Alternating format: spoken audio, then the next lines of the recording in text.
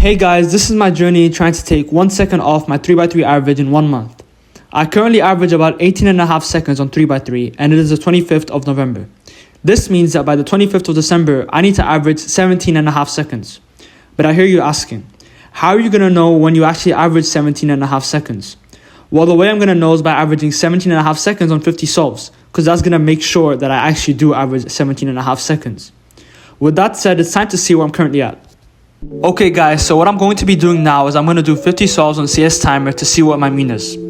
My mean is just my average, so my average of 50 solves. However, what I'm going to be doing is I'm going to split my solves into 4 sections using this setting.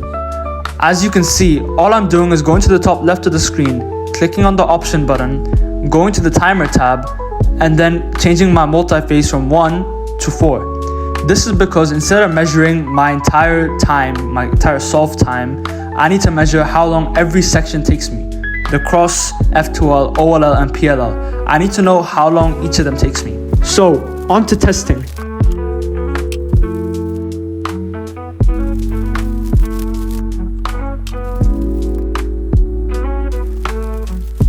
Okay, so it's been like 30 minutes and here are the averages as well as my section averages. Remember, I have 1 month to get a whole last second off that. Doing so at like a sub 20 level is quite hard because as you get better and better, shaving a whole section off your time just gets harder. So it's day 1 of the challenge and this is going to be my overall strategy. First, I need to master full OLL. I know most of the algorithms but not all of them. Then I need to actually strengthen my OLLs so I could do them in my solves like fast. Third, I'm going to better my inspection. My inspection right now is very bad. I do like 3-4 pairs of cross, I guess. And I want to start doing cross plus 1 because I think that's really going to help me. Also, that's going to better my look ahead a lot. And this ties in with my next point of bettering my F2L through look ahead practice. So I'm just going to be doing slow solves and that should get me better. So this is going to like better my overall like turns per second, but it's definitely going to like lower the amount of moves I have to do, as that is what OLL does. Okay, so now for today.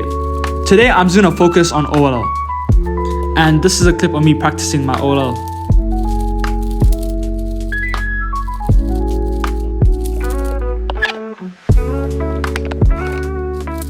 Okay, so it's day 3 of the challenge and I've only done 50 OLLs. I have 7 left and those would be the doc cases. And honestly, I'm thinking about not doing them. Because when you get a doc case, what you could just do is you could do the algorithm on screen and then you just have an L case. And those are easy to solve. I already know all of them. So that's why I'm actually considering not doing them. Also, they rarely show up. Like, I'll show the probabilities on screen, but like they're really rare, I think. Okay, so now that I've done some OLL practice and some thinking, honestly, I think I should just do them. I've been waiting to learn full OLL for so long, I might as well just get it done now. I mean, after all, this challenge is like the perfect excuse to just get it done.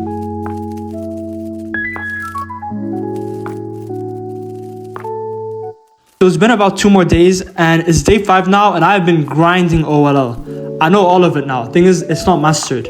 So as you can see here, all of them are green, meaning I know all of them perfectly. If I see them, I could do them, but maybe with a bit of hesitation. So if I do them in solves, they're not really going to be that fast. Like, my solves are going to slow the hell down if I do them in solve. Okay, so now we're entering week 2 of the challenge and this is currently where I'm at.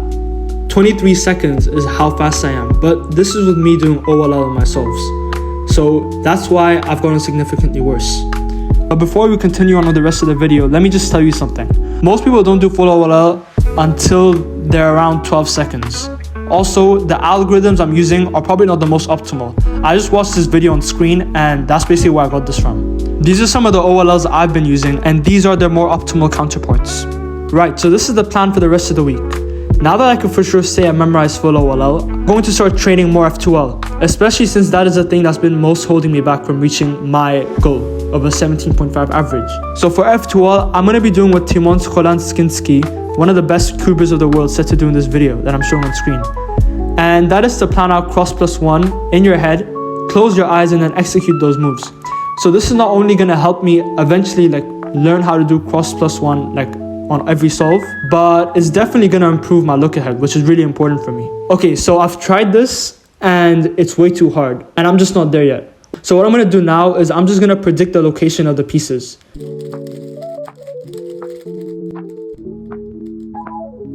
Now, let me just remind you guys of something. Like, it is very important to improve look ahead. Like, without look ahead, you are not going to have good solves and you're not going to make it past the 18-second mark. Or if you are, it's going to be much harder. So it's definitely better to improve your look ahead than anything else. The reason I focus on OLL so much is because I was just really close to getting to full OLL. Additionally, this is going to ensure that I can go past my goal, because I don't want to just get to 17.5 and then just stop cubing. This is really going to help me get beyond that.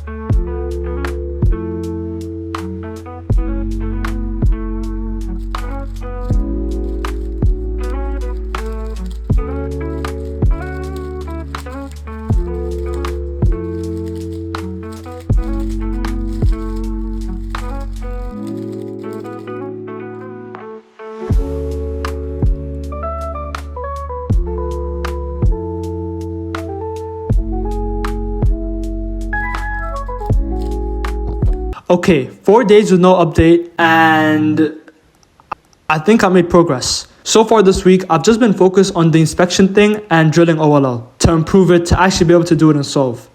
My practice sessions this week have looked like 30 minutes solving, 40 minutes OLL drill, 40 minutes of inspection. And I get too tired otherwise. I just can't do more than that. The drill thing, I think you guys should try it, is really fatiguing. And when I say the drill thing, I mean the inspection drill, not OLL drilling. I've been doing this for the past 4 days, and this is my progress. I know it looks like a lot, but it really doesn't feel like it. I feel like I just get lucky a lot on my solves recently. But maybe this is just me getting better. I'm really not used to these 2-hour sessions, but I'm definitely starting to adjust. This challenge has really helped improve my stamina.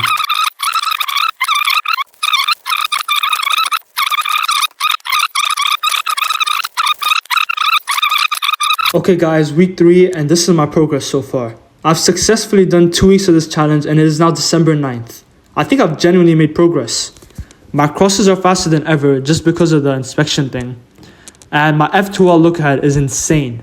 This drill is amazing because it's caused me to have the greatest jump in my F2L speed I've ever had in such a short period. As for my OLL, well, I pretty much mastered 27 with 28 of them not being mastered. By mastered, I mean being able to do them in a solve and not having the solve take forever. I also stopped doing a lot of the OLLs in my actual solves because it's just covering up the improvement I've made.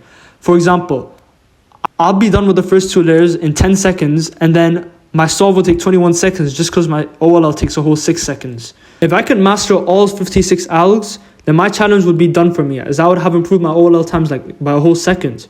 F2L improvement was more of a backup. I really wanted to master full OLL for this challenge because that's just something I really wanted to do. But it looks like F2L is going to be the thing that's going to carry me across the finish line.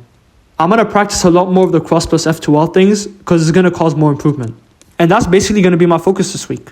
Okay, so it's day 15, 1 day into week 3, and it's only been 1 day since my last check-in. I don't usually do this because 1 day isn't usually enough for me to have anything notable to talk about, but I've just noticed how much PLL is slowing me down. This is after the solving section of my practice session. Oh wow, that rhymed. I've now decided to add 15 minutes of PLL practice. I know I said I'd do 10 minutes of PLL practice before. I said that earlier in the video, but I never really stuck with that. The way this PLL practice will work is that I'm going to use the JPerm training tab, and I'm going to do so as shown. This is really going to help me improve. I don't know if this is going to help me improve by much because 15 minutes really isn't a lot. And back to practicing. Alright guys, so we're about to enter the home stretch of this challenge. But just before we actually do, I'm going to do one really good test to see where I'm at and what I need to improve on. So I'm going to do 50 solves where the solves have 4 sections, just like I did at the beginning. So, on to testing.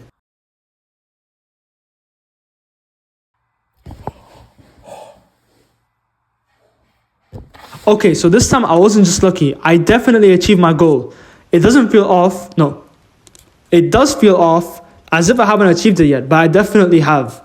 Like, this challenge is done and it's only day 19. I can't wait to see where I actually get to. Man, my PLL times are really bad. 3.2 is crazy for someone who's about to be sub 17. Okay, so now that we're in the home stretch of the challenge, I don't think there's really that much left to do. I think I'm just going to keep doing what I've been doing and hopefully I'll improve. So, it's day 25 and honestly I've just solidified my times a bit.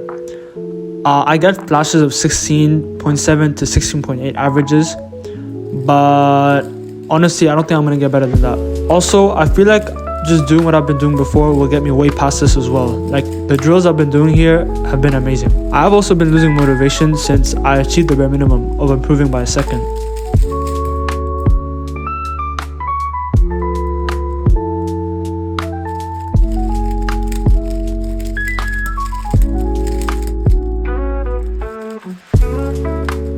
Like Bonnie Blue on BBC number 1000, this challenge got absolutely smashed.